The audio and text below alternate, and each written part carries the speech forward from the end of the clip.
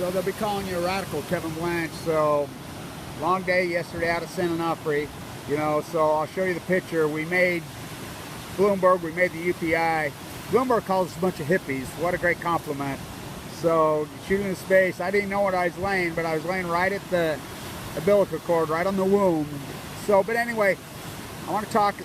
Rachel's going to give a lot of information about her path and her journey on the poisoned food, how they forced the children to eat it, the cover up inside Fukushima. She was there. First off, let's talk General Dynamics. I walked, you know, all through La Jolla this morning. So I want people to know General Dynamics in La Jolla is hot.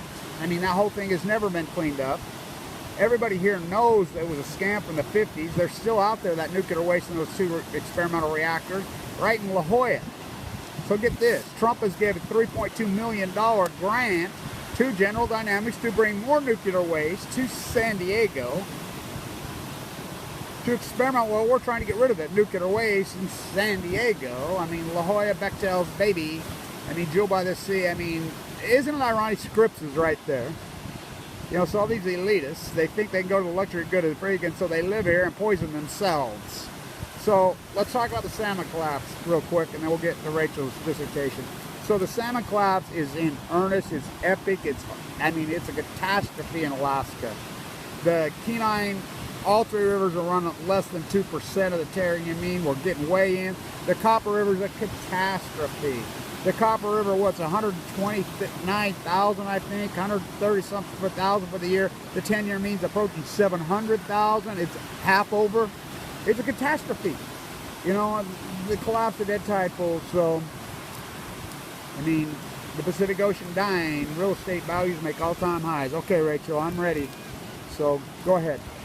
All right. So, I think today I'm going to start off just talking about my experience with the school system. So I was a teacher in Japan. I worked for the Mira City public school district, and I was an English teacher there. And part of my job is to sit with the kids during lunch and make, you know, English conversation with the kids. You know, we'd have the English class, and I would take turns with each class each day of the week and have conversation while we have lunch, you know, and we talk about the food and everything. So I was very connected to the school lunches already, just with my job. And it was real interesting that they would give you these menus, because my children also went to school in the public school system. And I would always, as a parent, always get a menu of what they would make. And then they would go so far as giving us the recipes. Children in Japan love school lunches.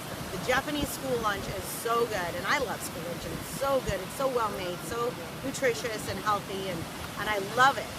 And so they make a big deal out of it. They're lucky to have school lunches, you know, and so all the kids help serve the school lunches also.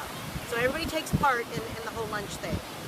And it dawned on me after I came back from Okinawa, after I had been evacuated to Okinawa, and I came back and supposedly everything was fine and normal, and I went back to work. And one day I was eating lunch with the kids, and I was just wondering, you know, they must be testing this, it must be fine, right? And I asked one of the teachers, and he responded, he's like, yeah, I'm sure they're testing it. And I'm like, did you guys get any kind of, Oshirase is a notification? No, she's talking right post the nuclear disaster. We're talking 2011 right now. Yeah. After I came back from Okinawa, yeah, sorry, I just picked up from before. And so after when the earthquake had happened, I had evacuated to Okinawa for a few weeks, came back because everything was fine, went back to work. And they're telling me that nobody, when I asked a teacher about, is anybody checking? I'm sure they are. Everybody just assumed that whoever they is checking. Same here. Yeah. And it's the children's school lunches. And so a friend of mine had heard something about the milk.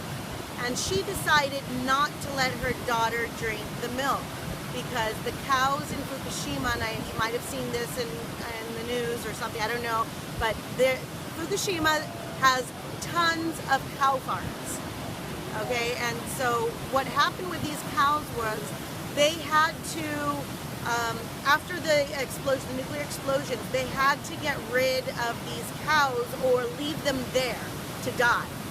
and a lot of cows died there, and some farmers were able to sell their cows. Well, they were already irradiated by the time these cows got sold. Which, by the way, milk is the very strongest thing in a mammal. It's synergized. Radiation was synergized inside the mammal. So always know the very strongest the first rating will be. You know, mother's milk. Yeah. Cows, humans. Go ahead. So yeah, so then we started just kind of thinking about this, and we decided to go to the city office and find out, are they really testing the school lunches or not? Well, we found out that no, they're not testing. There are no testings happening. And then we're like, well, how do we know that the food is safe? Because we're hearing left and right that the green tea is recalled, the milk is contaminated, the mushrooms are contaminated, the spinach is contaminated. All these things are contaminated and they're recalling, and these things are from places that are further from the reactor than where we live. And so we decided to find out, well, where are the school lunches sourced from? The vegetables and the meats, where are they sourced from? Turns out, 9 times out of 10, they're all on that eastern region, right around that area. Vegetables, fruits, meats. Tokyo children, Yokohama children, Yokosuka children, we get our vegetables and food for the school lunches from those areas. So that was really alarming, and we started a group there called No Hoshano. Hoshano means radiation, so it was like no radiation. No Hoshano, and which later they had to change the name because it was too strong. So we started this group, and we were pushing for the cities to test for radiation in the school lunches, and we won. We thought we were celebrating that. They're gonna test, and this was over a course of like 3 or 4 months that we were fighting for this. We went and talked to the mayor, all this kind of stuff. I've got videos of all that also. And we get a letter, and there was an article published and everything, from the city saying that we're going to start testing the school lunches, and the way it was worded was to make the parents feel more at ease, which that really made me mad, because it's not about the parents. No. It's about the kids ingesting poison. Getting me to shut up. Right. So, okay, fine. So our win was actually not a win, because this is what they would do. Check this out. They will take one full school lunch from every day of the week, randomly from different schools. So Monday through Friday school lunch, then they're gonna blend it all together. And what does that do? Dilutes it. Okay, because you've got some food that may be not contaminated, right, and then you've got some food that is highly contaminated, and now it's under the limit. Now it's under the 100 becquerel limit. Okay, so they take Monday through Friday food and they blend it all together, and Friday they test it, and then the following week we get the results. The kids already ate the food. So this is why they said to make the kid, or make the parents feel more at ease. It was not about the kids, because the kids would already eat this food, and then it was tested, which is really, really lame. So anyways, there's this college in Yokohama, I believe. They were doing just testings, for their class, and they tested these oranges in the fall of their mandarin oranges, mikan, in the fall of 2011. By the way, so the Yokohama professor has came out just in the last week from this very college. And these new data that's out, they've been lying the whole time, whatever. His data is from the very school you're speaking of. It's being posted right now this week. So go ahead. I'll have to look that up. Yeah. So these, so it's public. They made it public that these oranges were radioactive, okay, in the fall of 2011. And then that's right about, they plan out the whole year of school lunches and where they're going to buy it and everything, And so it had already been planned that later, in the summer of 2012, or right before the summer of 2012, they're going to be selling these oranges that they had already found to be radioactive. How can they sell them? Well, they're frozen oranges. It's a special dessert that it's a tradition in Japanese schools that at the end of the school year that they're going to serve frozen mikan because it's not in season yet, and they had frozen them from the fall, and then they serve them, and so the kids are all excited. You know, it's a treat, frozen oranges, and they had so Yokohama, Zushi, and Yokosuka had already paid for these oranges. They were already paid for, and so they had to serve them. That's what they told me. They had no choice. They already paid for them. I'm like, why don't you just throw them in the trash? You know, I talked to so many principals. So let me go. I'll get to that later. But this is a flyer that we made for the parents of the schools. We had the list of all the schools that and the dates on when they were going to serve these oranges, and we would spend all night. In Japan, it's okay to put stuff in the mailboxes, so we would go in that area of those schools that we knew that the next day they were going to be, or the next week or whatever in advance, and we would be stuffing mailboxes with these letters, and we would hand them out in front of the school to the parents, right in front of the school, and just trying to educate the parents. And then also I would go to the schools and talk to the principals. Now, one thing I want to point out here, a lot of people argue that it's not that high. It's only 6.5 becquerels. This is based on the oranges that they tested. So we don't know how much was in each orange that each child consumed. We don't know what the children, what their health condition was like when they ate that. If there's somebody that is lacking, let's say they're lacking in calcium that day, well, guess what? Strontium acts as calcium in your body and your bones are going to absorb it. We don't know the condition of each child. Okay, and then we're giving it to children elementary school from 1st grade to 6th graders. Okay, they're more susceptible. DNA can be altered by these isotopes. We don't know. Okay, and my argument was, another thing they do over there is they go mikan picking. My experience is that there are these hills of mikan trees, and you go and you pick them. And so there's some at the top of the hill and there's some at the bottom of the hill. Well, guess what? From my experience of taking readings and testing dirt samples, where everything runs down and gathers, that's going to be a lot higher than places that are maybe just touched by the wind and the stuff is blown off of it. So the trees at the top of the hill are going to be less contaminated than the trees at the bottom of the hill. Okay, so we don't even know there's no way to say that it's safe. That was my point. I could just tell them. Well, they'd already recalled them. That's the bottom line. The bottom line is they had already come out, the government had already come out and says they're radioactive. And that's the government themselves. So they admitted they're radioactive. Oh, well, it's okay, Kevin, because they sent out a letter to all the parents that it's totally fine, you know, that the 100 becquerels is the limit, and these are way lower than that, and so it's totally safe. Just like they did here. Yeah.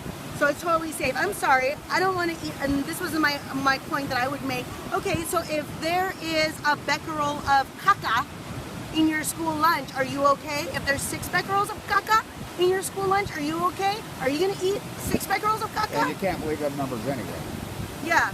So, I mean, you're independent data, so. Yeah, so you went in and so you decided to go start collecting your own data. Yeah. So, so this is the letter. You didn't believe it. You didn't believe them, so you're like, I'm going to go get some oranges and I'm going to test them myself. Yeah, she didn't believe their numbers, which they've been proven to be lies. So listen to this story, what she did. So we went to the different schools. This is her kitchen. This is my kitchen in Japan. She had other moms working with her. Yeah, that's my friend, my partner in crime. Don't give her name. Okay, go ahead.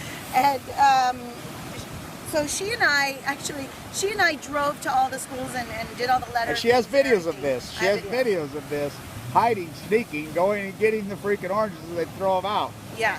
So after the kids, you know, after we spent all night and all day handing out letters, talking to principals and stuff, they're going to serve it anyways. Nothing we could do. Okay, fine. So you want to know what the real levels are. Yeah. So I at one school, I snuck into the trash and they're so clean. Japanese are so good about their trash. They separated their trash, so I could grab a whole bag of oranges that were thrown, peels, pieces, you know. By the way, not here. Not here. Go ahead.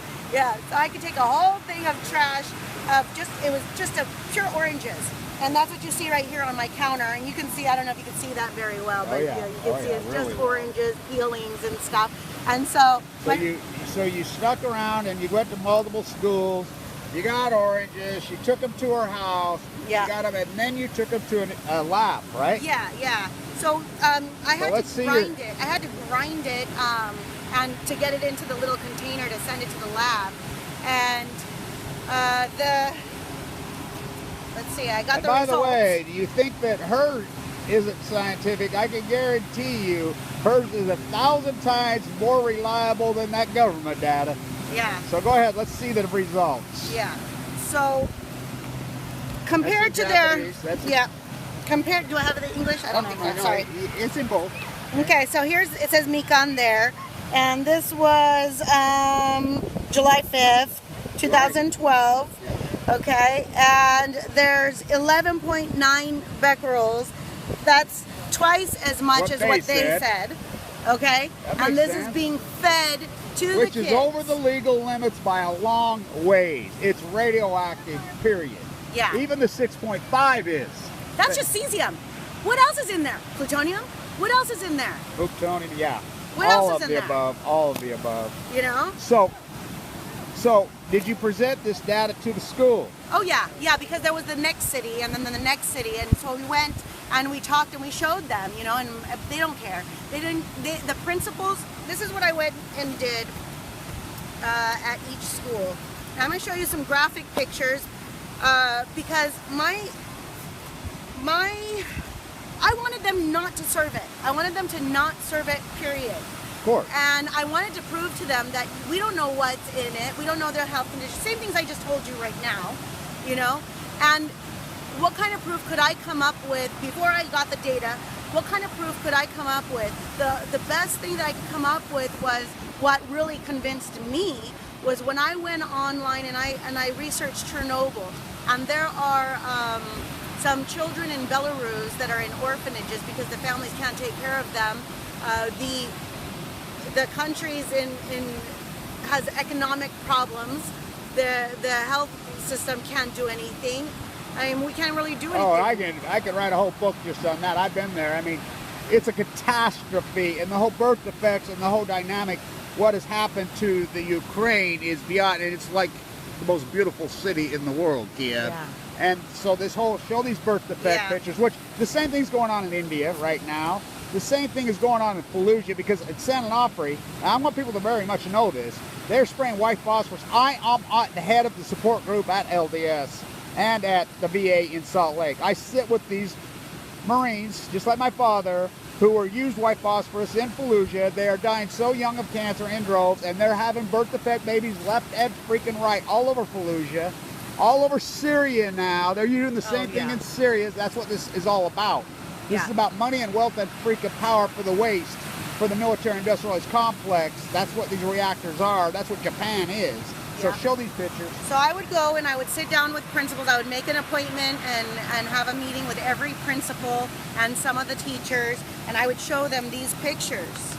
These were kids whose parents were exposed to long-term low-dose radiation in Belarus. By the way, there's no such thing as low dose. And by the way, in Belarus, this birth defect thing didn't go away. It's still happening today. And the females, you know what the average lifespan right now is there? You know how well, Annika died. I mean, these people are dying of cancer. It's not just the birth defect. It's such, you know, that happened in '86. And Fukushima is 1 billion times more than that ever drained to So these pictures were taken in 2008. So in '86, there's children that are being exposed. They grow up. 20 years later, they have children. 2008, these are about 8, 9-year-olds. Yeah. You know, and it's not just cancer, but other things. Like this is like a gland issue. Right. And this is a heart issue. You know. We call it Chernobyl heart, which is strontium. Which. Look at these cleft lips. Yeah, it's a big deal over there. Look at that. You know, this and then. So when Which I saw is these happening pictures, in Fallujah right now. Yep, this is a Fallujah baby. This is the child of an American White phosphorus, military. by the way, people don't know what white phosphorus is. They spread it all over. It's depleted uranium. It's nuclear waste from nuclear reactors. So, Which, by the way, Bechtel and all of them right here in La Jolla, General Dynamics again. So, go ahead. So people don't really understand what it means. Like, why do we fight for this? Why are we so concerned with becquerels of cesium? Why does it matter? Why is it important? Like, okay, maybe, okay, cancer, this or that. And people don't really understand. It only takes like a speck of dust, just a piece of dust to get into a child's body or into your body, my body, and to alter the DNA. So this is the future of Japan, and this is what I would tell the principal. This is the future of your country. These are my children's children that are going to be born like this. This is who I have to take care of. So I want people to know this, that we've had 7 years now. And everything I say, it's being verified. The cancer rates post-Fukushima all over Japan are skyrocketing. The cancer rates in the United States, CDC, post-Fukushima, so in 2012, are skyrocketing. So this isn't just the cover-up. It's starting to be very well documented. This whole mutation, the whole freaking birth defects,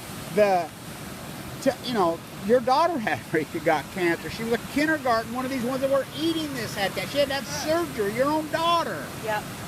She had a cyst in her fallopian tube. And Not to mention twisted. the USS Reagan sailors, the 32 ships that were right here in San Diego. So when you present this data to these principals and these teachers and these other moms, how did this play out? Yeah, well, I would, put it in front of them. I've had some principals slam it closed and say, "Don't show me that. Don't come in here and show me that." And who do you think you are? You're an American. You don't, I said that, they said that they accused me of wanting to kill the farmers' children because they had this big campaign, boy band, billboards of boy bands eating Fukushima peaches like this, like that.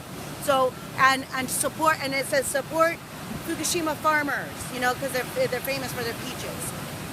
And so they had Lady Gaga come out on PBS. Yeah, it's their version of PBS. Does Lady Gaga know that she was used for this? I don't know. Oh, I'm going to find out. I didn't know this. Yeah, she walked out on the stage for their press conference or whatever on the channel that's equivalent to our PBS, which is the NHK, which my husband said they would never put her on there before. Oh, it's NHK, we know who runs HNK. Oh, NHK, yeah. TEPCO.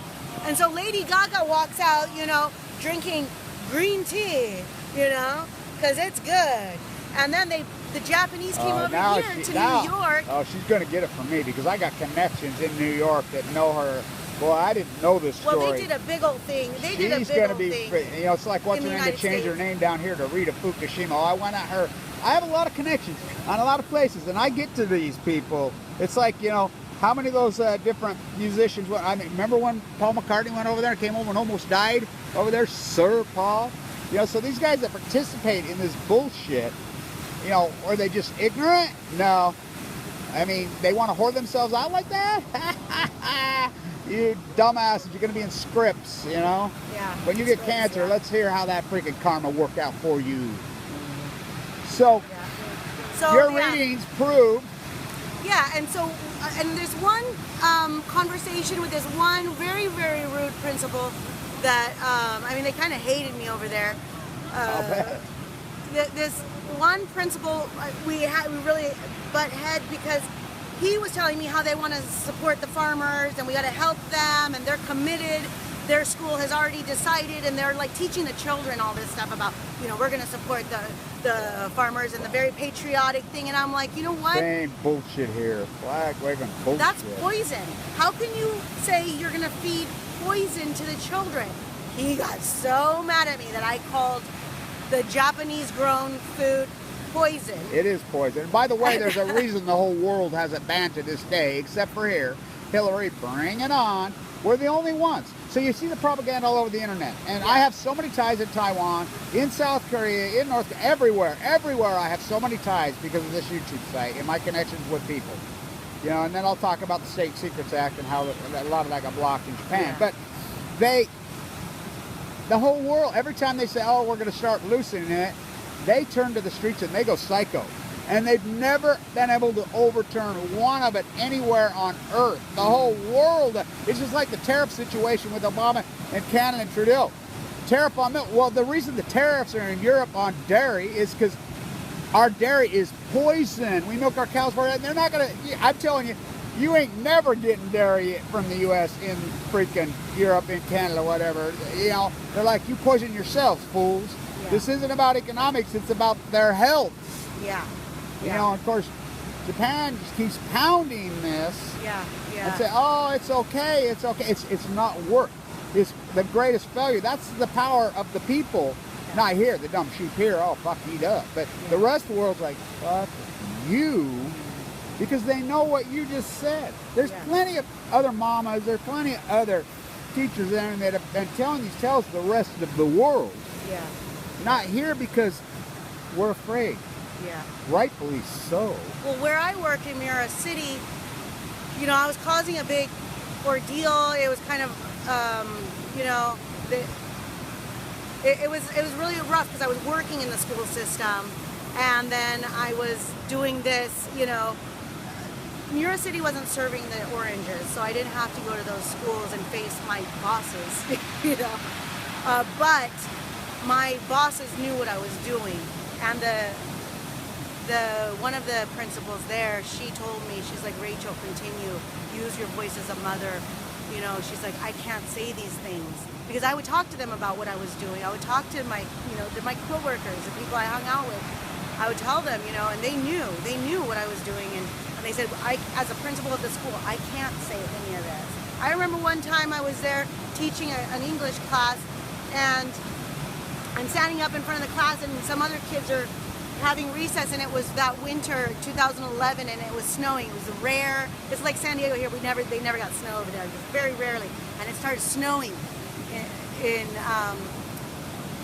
you know what? I don't think it was December. I think it might have been like January or something of 2012. But I remember just looking over and seeing these kids catching the snow in their mouth, you know. And I just was like, I went over to the window, like in the middle of my teaching this class, and I'm like, don't eat the snow. It's like, they really thought I was nuts, you know, but I had to explain. And then I explained to the kids, and I was really kind of scared. Well, you weren't nuts. That's the sad thing is you were very logical as a mother, as an educator. You were extremely responsible, and that you did what you were supposed to do.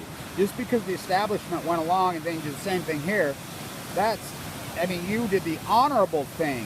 They did the dishonorable thing, and it's been playing out. It's, you know, we had this conversation, and then I'll cut this off and we'll start it again because, you know, we're getting to the time limit. Yeah. So stay tuned. We'll put part 2.